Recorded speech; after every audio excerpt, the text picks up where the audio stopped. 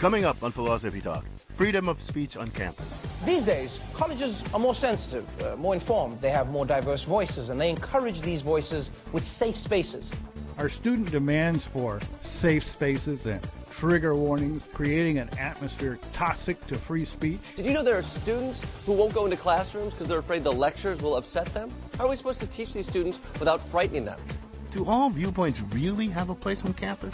Aren't there some views that should never be given a platform? College students just want an experience that's free from emotional trauma, like seeing a white guy dress up as Stevie Wonder for Halloween. That costume is a hit every single year, and no blind person has ever complained about it.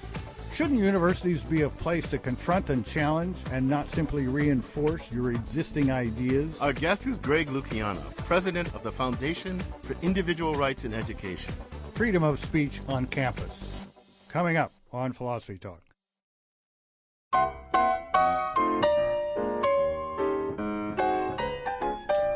Thanks to the rise of safe spaces, trigger warnings, and speech codes, some believe that free speech is under assault on college campuses. Should students be exposed to all ideas, no matter how offensive they find them?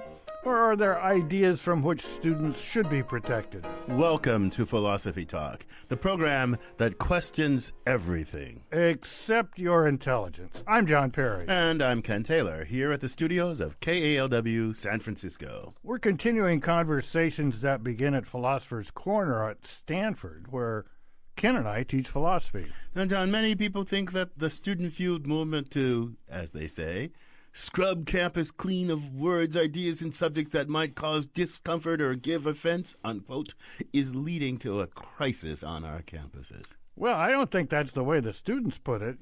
That misdescribes a movement that seems to me more of a correction than a crisis. Today, students are standing up and demanding respect in ways that students of the past seldom did.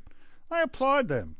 They're taking control of their educational environments. Maybe to a certain extent anyway, that's okay. By silencing unpopular ideas, though?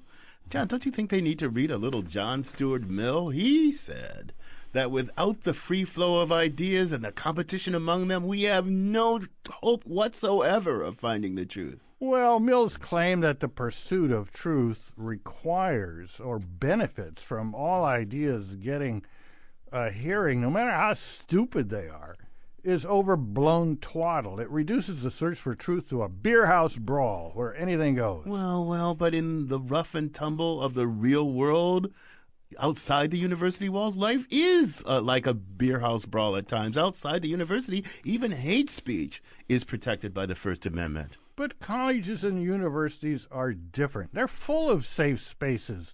A seminar room is a safe space for intelligent discussion. A lab is a safe space for careful experimentation. They're devoted to teaching and learning and the discovery of new truths. That's why they celebrate reasoned argument and careful experiment, dispassionate inquiry, collaborative discussion, a willingness to learn. All those things are really good. I applaud all those things. But you know, John, there is this thing.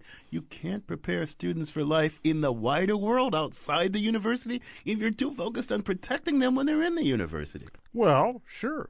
But you don't prepare students by demeaning, disrespecting, and traumatizing them. Seriously, what purpose does it serve to expose students to every bit of offensive nonsense that some sexist, racist, or homophobic creep cares to spew? Well, I'm not advocating demeaning students.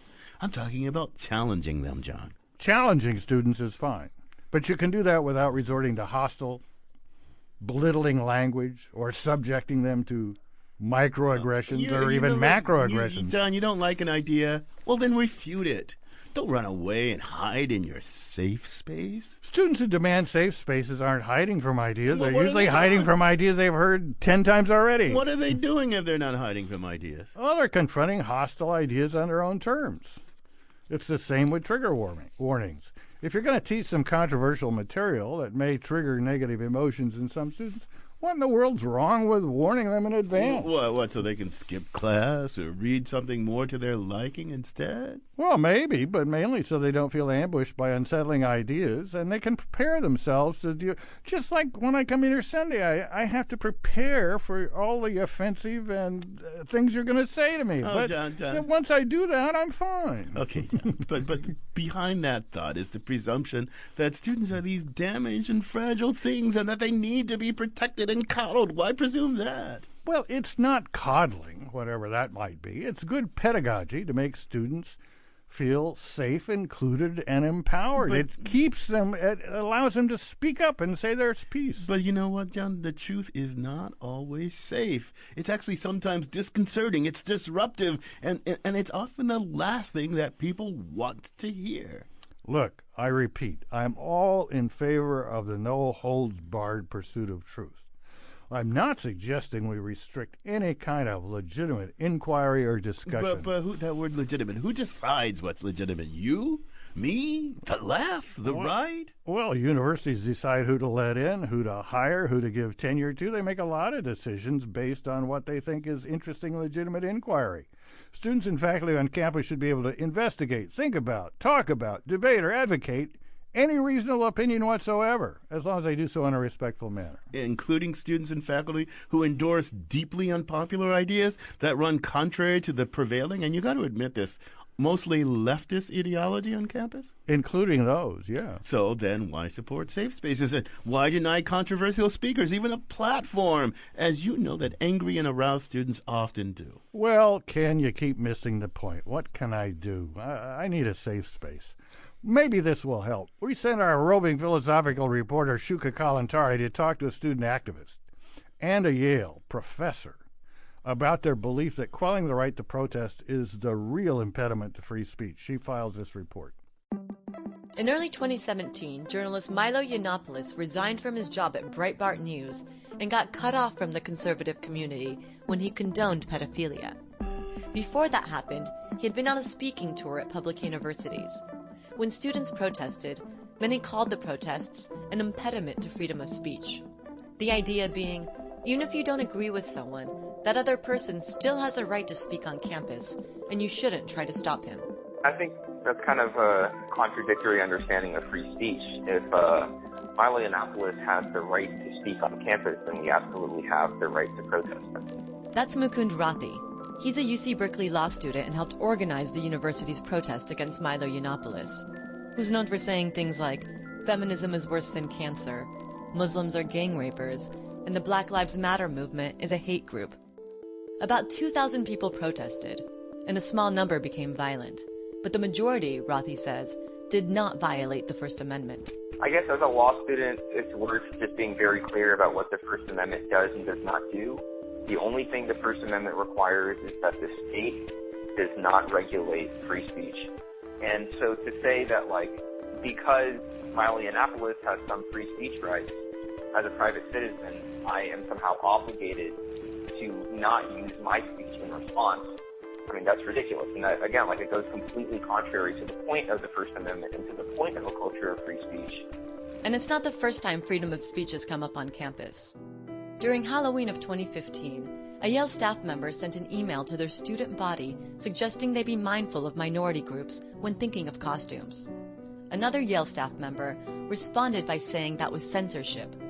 Black students and many others protested. Here's a video of an argument between Yale staff and an African-American student. These freshmen come here, they think this is what Yale is? Do you hear that? They're gonna leave, they're gonna transfer because you are a poor steward of the community. That viral video was recorded by the CEO of the Foundation for Individual Rights and Education, Greg Lukianoff. John and Ken will be speaking with him after my report. Lukianoff argues that to adhere to student demands is to coddle them.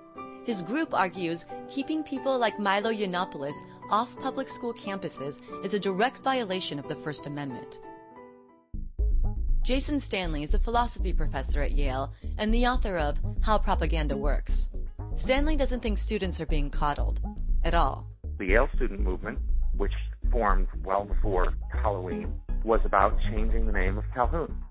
John Calhoun was a big slavery advocate and an anti-abolitionist. And reflecting more curricular diversity, changing syllabi, so that people of color, women, other voices are recognized as having a mind.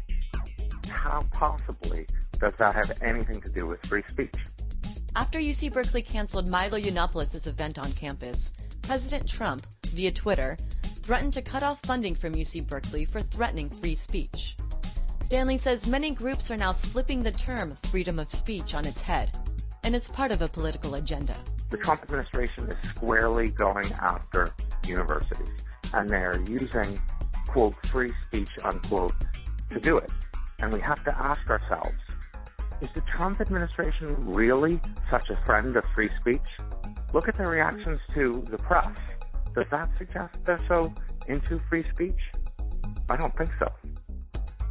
Stanley says the benefit of calling students coddled and dismissing them as hindering freedom of speech when they're trying to exert freedom of speech through protest is social control. He says if students, usually minority students, don't have the right to protest people like Milo Yiannopoulos on their own campuses, that is definitely social control. For Philosophy Talk, I'm Shuka Kalantari. Wow. Getting kicked off Breitbart for offensive speech. There must be a prize for that. That's amazing. I'm John Perry. With me is my fellow Stanford philosopher, Ken Taylor. And today we're thinking about free speech on campus. We're joined now by the aforementioned Greg Lukianoff.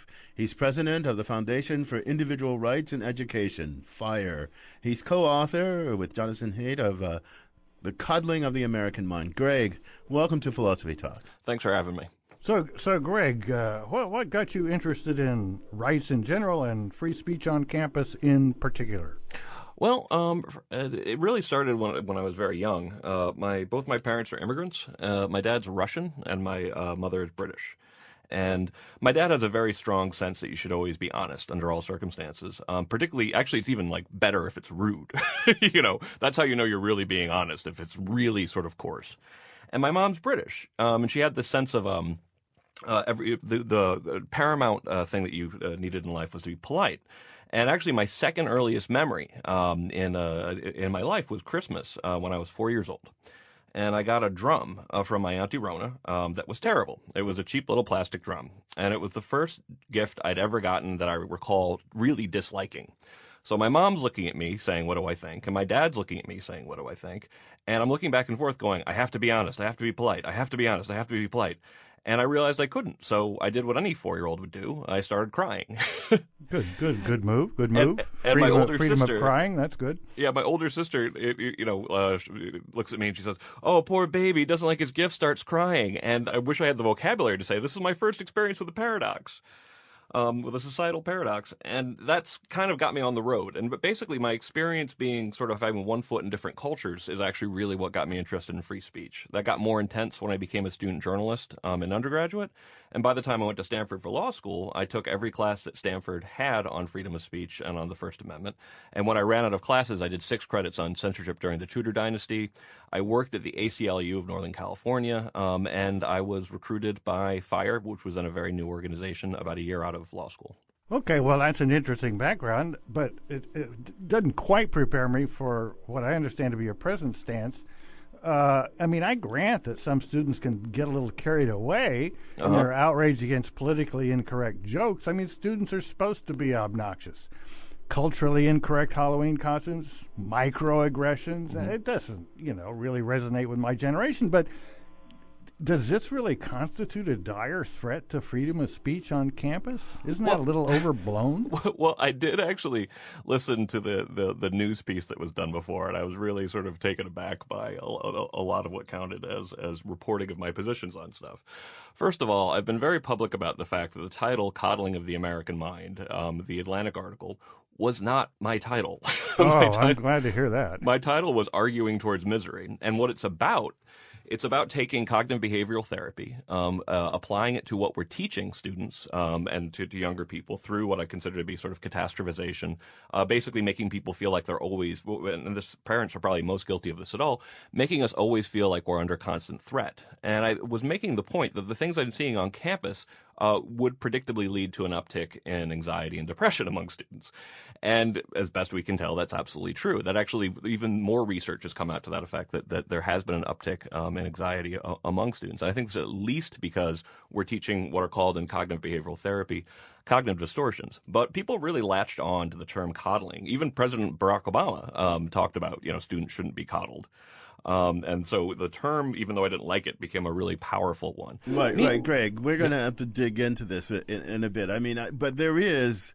you do think, I understand your view about coddling of the American mind, but I just want a yes or no answer to a quick question, then we'll go to a break. You do think there's a kind of threat to free speech on campus? Oh, and there has been for ages, though. And that's one of the reasons why when Penn wrote that there was not a crisis on campus, we didn't disagree at FIRE because we've said it's been a lot worse than people thought for my entire 15-year-long career. Okay, so we'll that as a yes. You're listening to Philosophy Talk. Today, we're thinking about free speech on campus. In our next segment, we'll try to ask whether free speech on campus is absolute, and if not, what the basis for restrictions should be. How about Don't Disagree with John Perry? Political correctness meets the unvarnished search for truth. Plus, your calls and emails, unvarnished and true, when Philosophy Talk continues. I won't hear you in my safe space. My safe space. Bulletproof windows. Control safe doors. My safe space. How's that? Safe spaces are meant to encourage diverse voices on campus that might otherwise feel silenced. But do they silence other voices along the way? I'm John Perry. This is Philosophy Talk, the program that questions everything except your intelligence. I'm Ken Taylor, and we're thinking about free speech on campus. Our guest is Greg Lukianoff, president of the Foundation for Individual Rights in Education. So, Greg, you said at the end of our first segment there that there is some kind of crisis of free speech on campus. I want to know, would you call yourself an absolutist when it comes to free speech on campus? And if not, what sort of restrictions on speech would you accept when it comes to the university context in particular? As an old school ACLU guy, when someone calls me a free speech absolutist, I take it as a compliment mostly. But I do have to also say that I'm not actually a free speech absolutist. But what my one thing that I really believe is that that First Amendment jurisprudence is the longest extended discussion about how you protect diversity of ideas and freedom of speech in the real world. So when I do talks in Europe, for example, they're always very puzzled by the American First Amendment, and I really do think that it has some sensible principles that actually do a maximum job of preventing things that actually are violent, lead to violence. I want to try and get you to focus on something in particular, though. Okay, I sure. mean, I think the First Amendment plays an important role in broader political society as a restriction on what the reach of the government over speech. Right. But I'm thinking the state universities are government institutions, so let's bracket them. So think about private universities and the role of something like free speech on campus. Right? We're not talking, the private university is not a governmental entity. Right. So what do you think about the private university context? Well, there's actually a really interesting wrinkle for where I'm talking to you right now. In the state of California, back in 1995, I believe, 94, the state government passed something called the Leonard Law that actually applies First Amendment standards to private nonsectarian colleges in California. So even Stanford, where you are right now, you have essentially First Amendment free speech rights. Yeah, I was part of bringing that about by getting Stanford to trying to get Stanford to realize that since it wasn't a state institution, they could expel someone who, say, as actually happened, holds a sign, "Go home, N-word," when the freshmen arrive. A later president of Stanford, who was a constitutional lawyer, told me he agreed with me, but he just didn't think it was worth the trouble to take the Leonard Law to court. So I'm unimpressed by that. I think private institutions, if they want to protest it, have the right to do all sorts of restrictions on freedom of speech, particularly Stanford. Stanford has a student code that is based on action, not on speech, but speech is a form of action, so of course it covers people that do things that, in terms of the Stanford code, are unworthy of civilized people. I confess I find, John, your trust and power in this case, in these in the right thinking and care for students to give them so much power that they can restrict speech is kind of misplaced in my experience. I'm not giving it to students. I was giving it to the to Stanford Committee on punishing students. I mean, for most of my career, most of the cases I deal with, and people really do, like they talk about the hate speech issue, and then they say, this is why I believe in speech codes. And then I point out that, 90% of the cases that you see deal with cases where people are told they can't protest out of little tiny 20-foot wide zones, for example. We just did our top 10 worst college lists at the Huffington Post, and the first one was a case in which students who were going to get counseling about depression and anxiety were then sent scary letters saying, and you better not tell anybody that if you're thinking of self-harm or else you'll be disciplined. So I want to take you guys to something more foundational, I think, maybe not. But anyway, that interests me more. Okay, sure. So, because I'm in the classroom every week. John, you're in the classroom every week.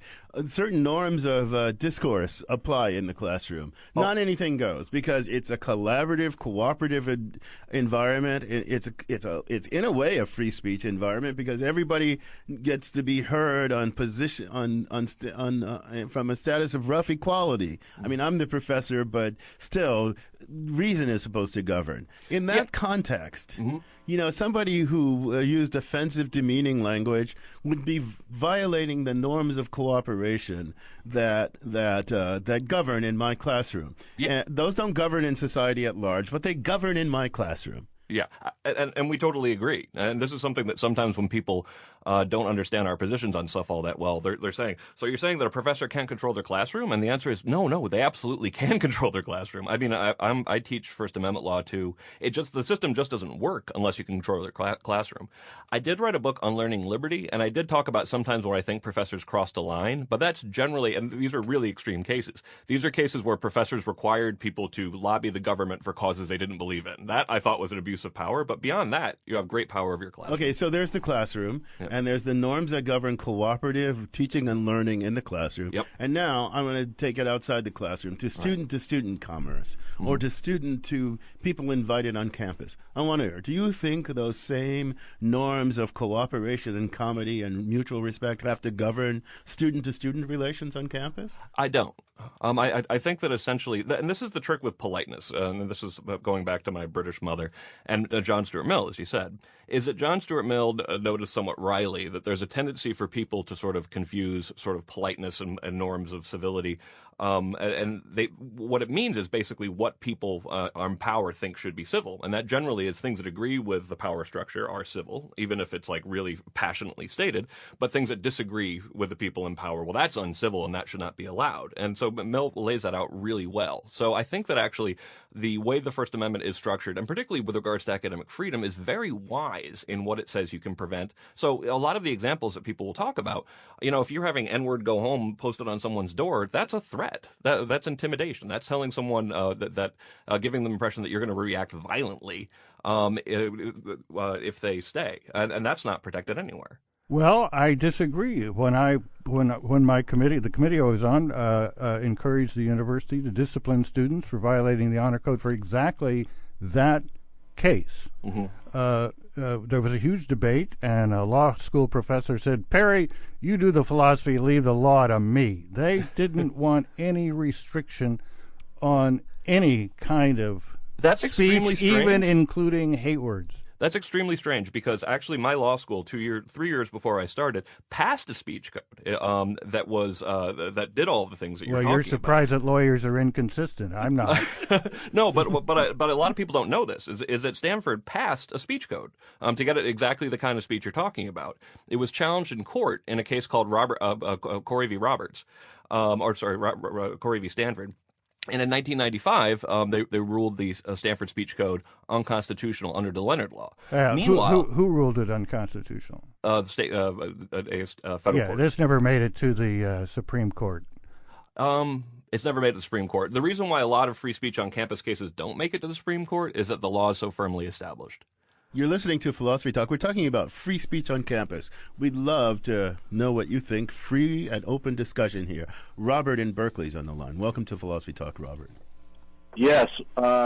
for the Orwellian moment, I was at the protests against whatever his name is the other day at Berkeley. And I went there because I hadn't been back on campus for 40-some-odd years when the first free speech movement started right there on the stairs in front of Sproul Hall. And so when we got there about 6 o'clock, I guess the light standard had already been burned for the 6 o'clock news. And mostly I'd say there's a couple of thousand people there. Maybe half of them were bewildered Chinese students trying to figure out what the hell is going on, and a lot of old people with white hair. And then, of course, there were the radical, quote-unquote, who were all muftied out, who had the only professionally made ragged sign, and who obviously had a leader that was a cop. So were you there to protest or observe or what? Well, I was there with the ironic position that, I had been defending free speech all my life at the university, and suddenly I was at a protest that was stopping it. So you feel a little bit paradoxical, like Greg feels. Thanks for the call, Robert. So look, Greg, I wonder what you think. So some students seek to deny certain speakers a platform. Right. They don't seek to force them. They don't seek to by force or coercion, but by some kind of, let's call it, energetic persuasion. Do you see something wrong with that? Depends on how energetic. Certainly, we support students' rights to protest speakers as much as they want. We've been in many cases defending the rights of students to protest. But when the goal is to get someone to not speak on campus because you don't like their point of view, particularly if it's a speech you could just opt not to go. When the idea is like, this person can't come here, we're going to block people from getting into the speech, we're going to threaten violence, we're going to shoot off fireworks, for example, we're going to set things on fire, that's much more troubling, and that is mob censorship. That's so I take it in the Berkeley case, that was a small minority of maybe students, maybe not students. We've been most trying of them to were figure reasonably peaceful? Yeah, we've been trying to figure out really, it's kind of a mess trying to figure out what really happened there. But according to the university, the most of the protesters were peaceable, but about 150 were violent. And I don't know if that's true, but that's what the university said. And that's actually a pretty large number. So let me ask you a question. You say you object if it's too energetic and it's trying to silence people when you could just opt out. Mm-hmm. People on the other side of this debate, like my friend Jason Stanley, says, people like you, I think he has you in mind because I think they wrote this, he and Kate wrote this article partly in response to you guys. Mm-hmm. People from your side of the aisle are trying to use free speech as a weapon. It's a propagandistic weapon. It's a silencing technique. Sure. So you're trying to silence these protesters. You're trying to silence these marginalized students. Sometimes marginalized students have to speak up angrily to be heard. Otherwise, they would be silenced. What do you say to that? Yeah, it's something that I see a lot of hypocrisy in. That generally, when people really don't like a speaker, they will and they can figure out a way that violence is appropriate in responding to these people. And I think the same speakers would immediately understand it if someone tried to shut down a speaker that they really liked or really admired, for example. So, for example, like things have right now we're dealing with a case, I can't remember what university, but there's a move to get the Dalai Lama disinvited from a particular college.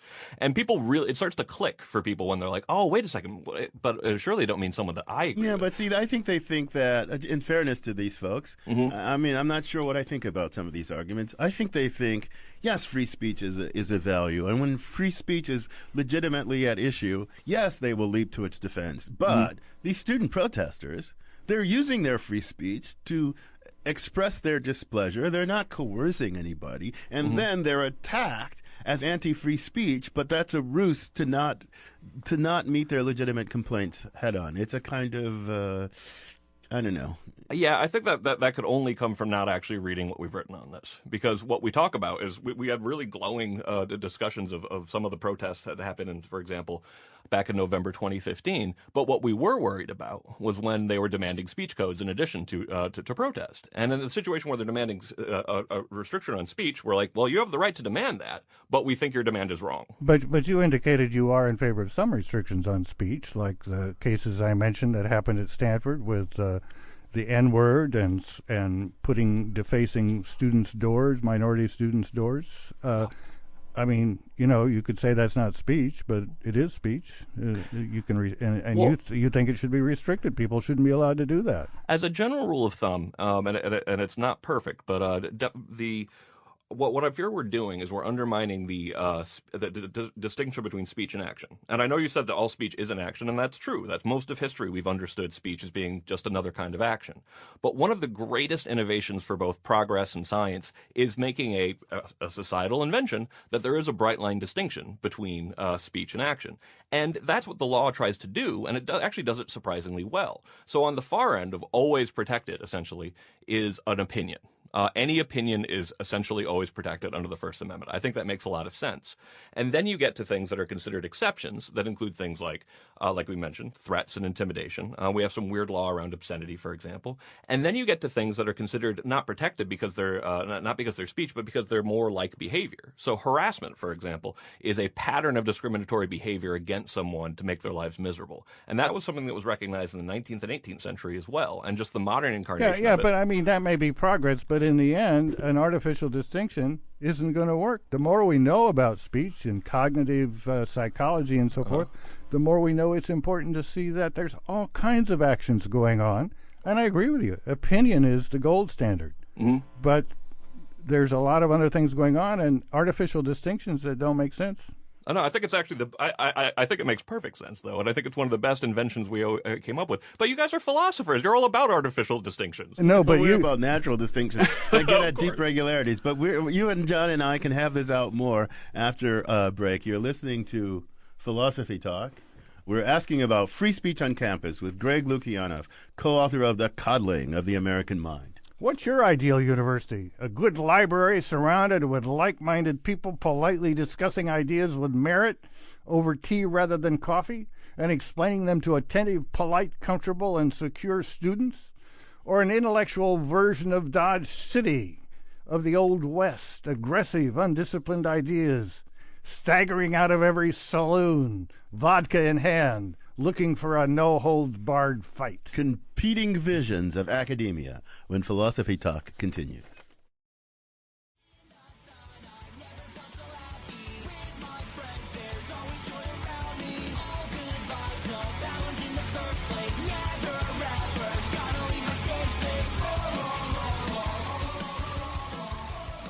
Should college students be forced to leave their safe spaces to hear speech they find offensive? I'm John Perry, and this is Philosophy Talk, the program that questions everything except your intelligence. I'm Ken Taylor. Our guest is Greg Lukianoff from the Foundation for Individual Rights in Education, and we're thinking about free speech on campus, and we've got a caller on the line, John Josh in Mountain View. Welcome to Philosophy Talk, John. Nice to be with you. What's your comment or question? Well, from a British standpoint, since your visitor has a British mother, help me understand what's wrong with our concept of objecting without being objectionable. Seems to cover the whole issue, no? What do you think, Greg? Does that cover the whole issue? I think that's not quite adequate. I think that's a good rule for sort of the way to have a productive debate. And I always make this distinction. I believe in the First Amendment. That means I believe in protecting hateful speech and protecting really extreme speech. But that doesn't mean I believe there are equally good ways to argue. And that rule of trying to actually be civil in the course of discussing things is actually a very good rule to follow, but it shouldn't be the law. I mean, I think civility is one good among others, but truth, no holds barred reasoning, turn over every stone, even no matter who it offends. Yep. I think the university also has to be a safe space for impolite discourse. But impolite discourse doesn't mean disrespectful discourse. Well, it is one of those things that I do find interesting. John, I was puzzled when I say impolite discourse. I don't see much wrong with being disrespectful either, frankly. Yeah. When I was at Stanford, I definitely did think that it really kind of acted out the Mill's warning about civility, is that I noticed that for the most part, people's definitions of civility were pretty much upper-class Ivy League type ideas of what people should say. And I had come from a background of working with inner-city high school kids in Washington, D.C., back when it was the murder capital of the country. And when I was hearing all these discussions from these mostly really wealthy kids, about like what speech they would ban, I was like, you'd be punishing every single student I ever worked with if you actually followed. John wants to get back at you at the thing you guys were going about, but I want to just do one thing before I let him back at you.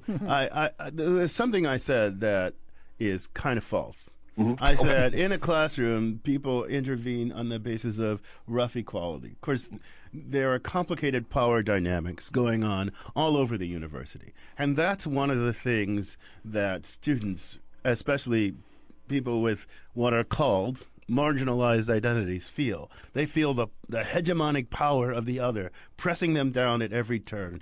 And so their protest and their speech is not offered they don't feel on the grounds of rough equality. That's why they are sometimes loud and boisterous, because they're trying to make their voices heard. What do you think about that thought? I think I think there's truth in it, but I do think that that's sort of the model that people talk about when they're defending what's going on campuses. And in a lot of cases, really what I deal with are administrators trying to tell students that they can't protest. So a lot of the what I get worried about is that universities have become so comfortable with being sort of in charge and in power, and they sort of trust themselves, that they don't see how often they actually abuse those powers to limit the free speech rights of students. So my concern, I've taught in universities for about 50, 60 years, and at Stanford for 40 years. And I guess I see things a little bit different from you. I spent a lot of time in the residences, and I didn't find that we had a lack of non-upper class students. I think we're more diverse than any of the campuses of the University of California in terms of income, for example. But what really bothered me in terms of threats was kind of the opposite. A long time ago, Stanford decided that it would require freshmen to read, along with the traditional classics of the Western canon, some things by minorities and women and even, Asian religions and so forth. And, oh, my God, the outbreak, not from within the university, from without. It's the closing of the American mind. They're ignoring Plato for Frederick Douglass. It's a left-wing conspiracy. Well, now we know that Frederick Douglass is one of Trump's favorite authors, so that was certainly a mistake. He's doing great work these days. Yeah, but I see the universities I've been part of, Stanford, UC Riverside, UCLA, and UC Berkeley, as by and large fighting for diversity of ideas in the curriculum, in the education, exposing students to new ideas, and the pressures not to do that from coming without the university. I think this is really complicated. I think you're onto something really deep. I think it did begin at that moment, John. I think this really started gathering steam at those moments to which you're referencing. Yeah. But I don't think it's just outside of the universe. I think it's also within the universe. Yeah. Because there has been a rise of, let's call it area studies, identity-based studies. Lots of old-fashioned academics, old-fashioned humanists see that as a decline of the canon, the rejection of the canon. They're trying to fight back, and it's all become, I believe, so political, so uncharitable on all sides. Oh yeah, and I think it's noise, not conversation, between the sort of let's call it the reactionary, the old-fashioned wing, and the progressive. It's just noise, not conversation. Well, but my main point is that a lot of universities, and the ones I've been associated with, are agents of diversity of opinion and exposing students to diversity of ideas. And the resistance from that, sure, a lot of it comes from within. What did our callers say? Old gray-haired people, like me. But it sounds like Greg does a lot protecting student protests. Yep. I'm all for that. I think by and large they're a good thing. And if the students want to protest me saying something sexist or stupid or racist, more power to them. Yeah, I totally agree, just so long as they're not actually trying to physically harm you or shut down a speech that you're involved in, because that ends up blowing up in itself. Yeah, I'm not in favor of being harmed. Right. So, but talk about something that actually really kind of like quickly showed you what happens when the shoe's on the other foot. So whenever there's these sort of like fake controversies about, you signed this book that has a liberal agenda and therefore everyone's mad about it, we think those cases are ridiculous. But we did find one very interesting about a year ago, when there was a school that was teaching the graphic novel Fun Home that includes a girl having sex with her girlfriend.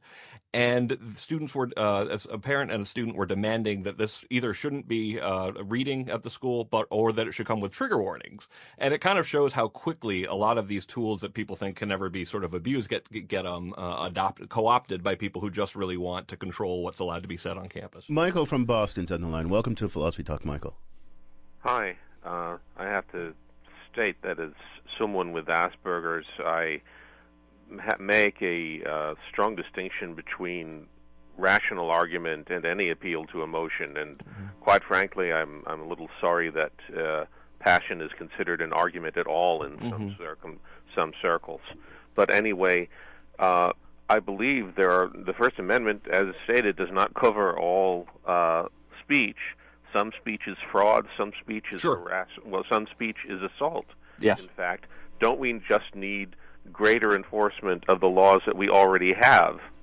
Thanks for the question, Michael. I want to put a little oomph to that question, though, Greg, before you answer it, because I think there's a million mistake, and I think maybe you make the same mistake. Okay. And this is a part of my Pomo lefty. Mill seemed to think that speech per se, the expression per se, could not be a harm. Right, unless it was like marshalling and led to further action or something like that, threatening. Those are harms. Or it's at least the threat of a harm. But some people think, look, speech is often backed by power, by social political power. And speech uttered by the powerful can configure the world of the powerless. And so it's not just expression. It's actually configuring the world of the powerless. And it's right for the powerless to fight back. What do you think of that? As I said before, I believe in a strong distinction between violence and speech. And I think that as soon as we start eroding that, we're in serious trouble. Because the number of people off campus who would love to be able to say, you've offended me and therefore I can punch you, probably outnumber the number of But it's not just offense. I mean, suppose somebody thinks, there are people who have argued that pornographic speech, for example, configures the agency of women. It debases the agency of women. The very act of representation does that. Do you think there's any validity to a thought like that? I think, I actually think that the standard for obscenity should be people above the age of 18 should be able to watch and consume whatever they want. So you don't think there's any idea to the fact that if the purveyors of pornography have a lot of social power and they give out these representations that are hard to contest, they do harm to women because they configure their agency? I guess I can't really figure out a working system by which we claim that, well, these people are powerful and therefore the agents of power, who are the powerful people at the university, can now use power to silence them or sort of reset in a more equitable way the marketplace of ideas. I can tell you that as soon as you give them that power, they're going to use it for their own self-interest. And I talk about cases in my book Unlearning Liberty, and these are cases where students were kicked out for one of the biggest cases I ever had was a student kicked out of school because he protested a parking garage with a collage on Facebook, and was all about power. Well, what was the university? What's that? Valdosta State University in Georgia. Ah, okay. Terrible case, and it's the opening story of my book Unlearning Liberty, because it's. Given your solid background in American law and First Amendment law, what I was hoping our British caller would ask, and maybe he was getting at it in his subtle British way, most of the Enlightenment influenced civilizations, that is to say Western Europe and some others, do not have a Bill of Rights and do not have a First Amendment. And over the years, it's hard to see that America's done a lot better. I mean, when I was growing up, you couldn't get a copy of Lolita, and there was McCarthyism. Do you think really having this kind of piece of verbiage that we spend all this time arguing about is better than just kind of trying to get by with common sense like they do in Britain? Common sense is very culturally laden. And so basically the question is, whose common sense? And I actually do think that Western Europe and large parts of the rest of the world are in trouble because they've actually been walking away from freedom of speech. I do think that you're seeing when I speak in Denmark, I spoke in Norway last summer. I go to England quite a bit, and the kind of stuff that you can get in trouble for now in those countries are things that any American would immediately assume you should be protected. So I actually think we're going in a very dangerous direction, and of course you get accused of like, oh, that's American exceptionalism if you actually think the First Amendment is so well thought out. I do think the First Amendment is so well thought out, and I do think that and really the major thing that distinguishes our system of law from pretty much any other country that comes from the flag burning case, Texas v. Johnson, is that our bedrock principle is that speech cannot be stopped just because it's offensive alone, because offense is too culturally bound, it's too amorphous, it's too vague, and it's too broad. No, I love the First Amendment as a constraint on the government and a tool for fostering a political ethos among the citizens, an ethos of free and open, no holds barred debate without prior constraint from the government or any other powerful agency. That's a profoundly important thing. I totally agree with you in that. But I think a university is not a government. It's a different kind of environment. So, but on that note, Greg, I'm gonna thank you for joining us. This has been a really interesting conversation. Oh, thanks so much for having me, and hi to everybody in the Bay Area. Okay. Our guest has been Greg Lukianoff. He's a president of the Foundation for Individual Rights in Education, FIRE. He's author of many things, but co-author of a controversial article, The Coddling of the American Mind. So, John, you have one last closing thought for us? Well, he was a good guest. That's my closing thought. You don't really agree in the end, but you know what? Out of disagreement comes light and illumination in the free marketplace of ideas. Million twaddle. Yeah. But you know what? This conversation, which is not million twaddle, continues at Philosopher's Corner at our online community of thinkers, where our motto is cogito ergo blogo. I think, therefore I blog. And you too can become a partner in that community just by visiting our website, philosophytalk.org. Now, give this guy a bullhorn and he'd be gone before you know it. It's Ian Scholes, the 60-second philosopher. Ian Scholes. Every few years, conservatives get worked up about political correctness strangling free speech in college campuses. Not in the street or workplace or backyard barbecue or sporting event or kitchen table or the floor of Congress, mind you, but college campuses. Supposedly, professors are being stifled, whether they're doubting global warming, defending Shakespeare as social justice warriors, or just trying to exercise elitist white privilege in a world gone mad. Thwarting is what's going on. Well, this is supposed to be going on back in the late 60s and 70s, too. I read about it anyway. Students were protesting the Vietnam War mainly, but also racism, sexism, pollution, the lack of social media and cell phones and jetpacks and so forth. They occupied administration buildings at Columbia University. 4 of them actually got shot at Kent State by the National Guard in 1970. Not saying conservatives today would want to go that far, but some conservatives today would want to go that far. I went to college in the Midwest where folks are less excitable. Well, used to be. They're all screaming for Trump these days. America in general seems to have lost whatever phlegmatic gene we used to have. We all just go about our business if we have any, teeth and fists clenched, veins standing out on our neck, just waiting for somebody to cut us off in traffic so we can go home to our hovel and tweet about it. But back in the 70s, when we demonstrated in the Midwest, and we did it with our hands in our pockets and sort of mumbled our objections to the war. No cussing, no yelling.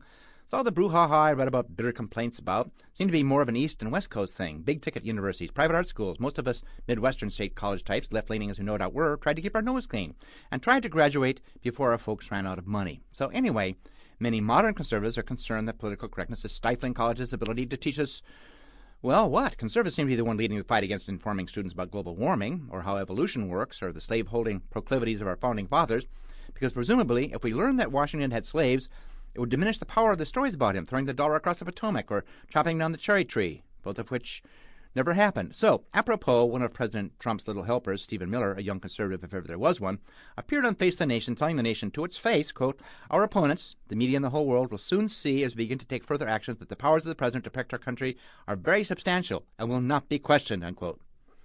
Which some took to mean that we should all just shut up and do what Trump says, which doesn't seem very conservative, does it?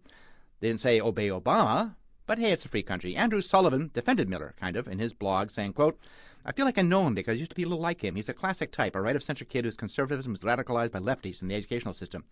Right-of-center students are often mocked, isolated, and anathematized on campus, and their response is often, sadly, a doubling down on whatever it is the progressives hate," unquote. So, okay, there's this undercurrent of conservative resentment today brought to a boil because I didn't want to go to Vietnam and wasn't afraid to say so. But the thing is, none of them went to Vietnam either, except John McCain. You don't hear him going on and on about political correctness.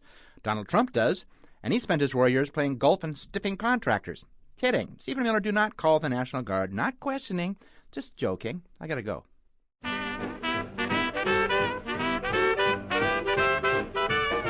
Philosophy Talk is a presentation of KALW, local public radio San Francisco, and the trustees of Leland Stanford Junior University, copyright 2017. Our executive producers are David Demarest and Matt Martin.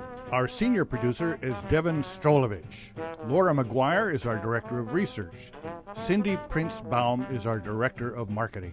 Thanks also to Merle Kessler, Audrey Dilling, and Colin Peden. Support for Philosophy Talk comes from various groups at Stanford University and from the partners at our online community of thinkers. The views expressed or misexpressed in this program do not necessarily represent the opinions of Stanford University or of our other funders, not even when they're true and reasonable.